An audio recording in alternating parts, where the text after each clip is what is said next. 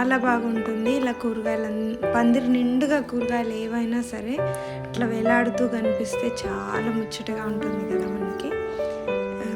మైండ్కి చాలా ప్రశాంతంగా అనిపిస్తుంది. నాకైతే రిలాక్స్ అయిపోతుంది ప్రాణం.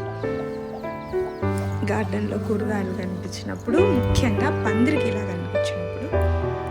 ఇక గ్రీన్ లాంగ్ బీన్స్ అంతా కోసేసుకుంటున్నాను. పోయినసారి వీడియోలో గ్రీన్ లాంగ్ బీన్స్ హార్వెస్ట్ చేసిన వీడియోలో కామెంట్స్లో అడిగారు ఎన్ని మొక్కలు పెట్టారు అనేసి. నేను 3 మొక్కలే అండి అక్కడ ఉండేది, 3 మొక్కలు పెట్టింది. మనకి రెడ్ లాంగ్ బీన్స్ కానీ గ్రీన్ లాంగ్ బీన్స్ కానీ తక్కువ ప్లేస్లో పెట్టొచ్చు. పాట్స్ అయినా సరే తక్కువ లోతు ఉండేటివి, నార్మాలిటీ కూడా సరిపోతాయి. దగ్గరికి ఒకవేళ పెద్ద పాట్ ఉంది అంటే దగ్గరికి చాలా వేసుకోవచ్చు అనమాట.